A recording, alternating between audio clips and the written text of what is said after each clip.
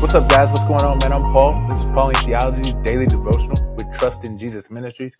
Here, I want to help you to trust in Jesus more, whether it's for the first time under salvation, where you finally accept Him and see Him as the King of all things, or if He's been the King of your life, but not every aspect of your life.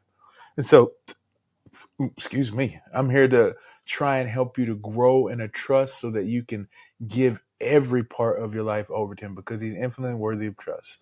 And the way I'm doing that is by going through these daily devotionals, guys. We're going through John chapter 12 now, verses 4 through 8. Go ahead. If you haven't read it yet, stop the tape, check it out, see what it has to say, come back, and then we'll answer four questions that help us to break down and understand the scriptures that we're reading. If you've already read, then let's go ahead and jump into it, man. Why waste any time, man? We've got the scriptures in front of us and we can grow and learn more about the wonder, the splendid beauty and marvelousness of Jesus.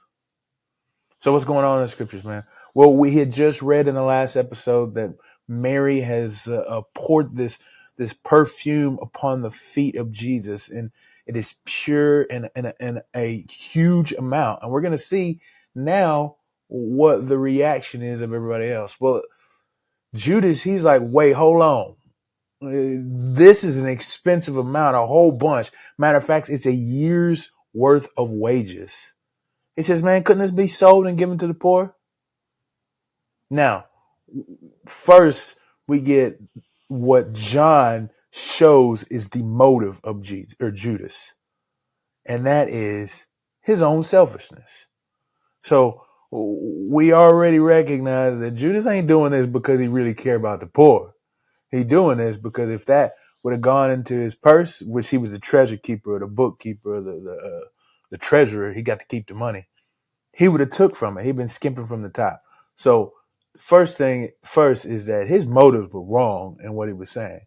But second, this is a question that not just him, but probably other disciples may have had as well, because it speaks about this in the other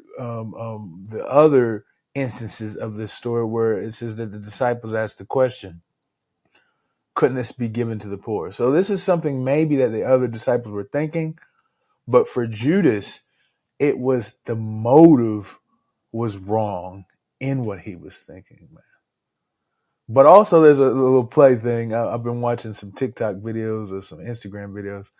And one thing that's apparent is that in all of the other gospels, sometimes the person is unnamed or goes unnamed or anonymous. But John, he be pointing folks out, man. And so in this instance, he points out Judas. So Judas is the one who says this, Iscariot, the one who is about to betray Jesus. And on a side note, man, it's just insane to think about how he is remembered.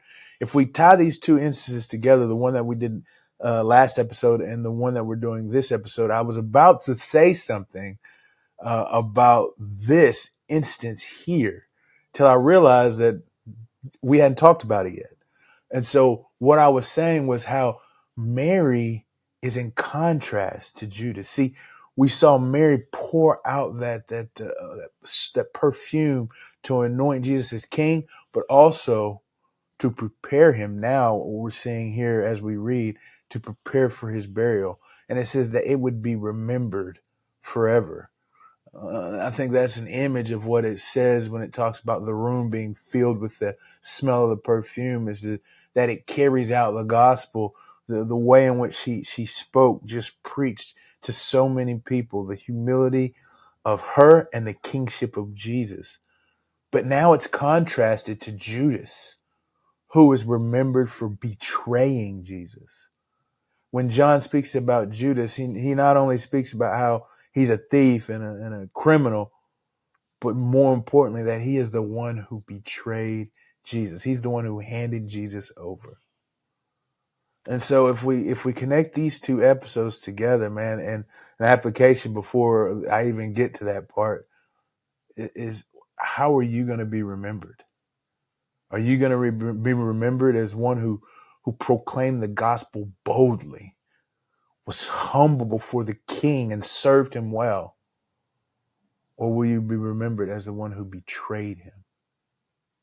Man, just think about that for a second. Anyway, it goes on, and Jesus says this. He says that she has a purpose for this. She recognizes, and I don't know if she herself recognized it.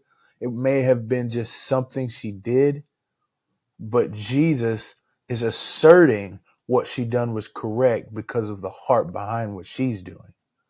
So the heart behind Judas was thievery. The heart behind her selfishness. The heart behind Mary was God's glory. And so he says, leave her alone. He's like, she's preparing me for the day of my burial. And he says, because you always have the poor with you, but you will not always have me. And that's a tough statement. It's like, is Jesus putting aside the poor people? Like, or is he saying more? And I think he's saying more because what he's saying is that he is the most important thing. There is nothing greater than his importance. And it is from us recognizing or properly aligning his importance that we can further love the others around us. We can do well for others around us, because if we don't properly align our motives with the motives of Jesus, because we see throughout all of this that Jesus cares for the poor, the hurt, the feeble, the downcast, the broken. He cares for those people. And if we properly align ourselves with him, then we will properly care for those who he cares for. So what is all of this saying about God? Well, he's the ultimate reason. I think that is what it's saying first off, is that the reason behind everything we do is Jesus. Because he is worthy of it. Because he is the one who cares for others, then we care for others. Because he wants to see good in this world, we want to see good in this world. It's all motivated by Jesus. Jesus being the exact example. Because everything that he does is motivated and derived from the Father. And the Father seeks to make himself known, his goodness known, his love known, his care known for this world. And so Jesus is doing the exact same thing. And so as we are seeking to be little Christ, we will do the exact same thing. We will show the love of Jesus, the care of Jesus to others. But it can only happen if we properly align ourselves. We properly place Jesus in the place that he needs to be. What's this saying about man? I think it's, what is the motivation behind our actions? Where is our heart in doing the things that we do? Is it for our own glory? Because ultimately, if it's for our own glory, it's not for good. Good things may happen, but in the end, it's selfishness because we seek to place ourselves on a throne.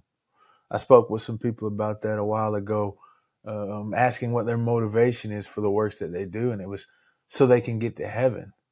But see, if they're doing these things so that they can get to heaven, then the things that they do are motivated by selfishness because they want to place themselves in a position of pleasure. But when you see and recognize that God has called us, man, that's what this book is about. He has called us to himself. John has said that Jesus has come down to show us who his Father is, the love that he has for us, call us to himself, and that we have no worry about it because he will keep us forever. And when we recognize that we don't have to worry about trying to position ourselves in a better status or orientate ourselves to a better position, then we begin to do things because we just genuinely love God. We genuinely care for the things that God cares for. And so the heart behind our actions, the motivation behind our things we do is only because we love. So how do we apply these truths to our lives? Well, the way we apply these truths to our lives is we check our motives first. Why are we doing the things we do? And then I think even before that, actually, first would be to realize that we are called by God, that God cares for us infinitely. And if we see that we are cared for by God, then the motivations for our actions can be not for our own selfish gain, but because we genuinely love Jesus. we genuinely love Jesus. I appreciate you guys for listening.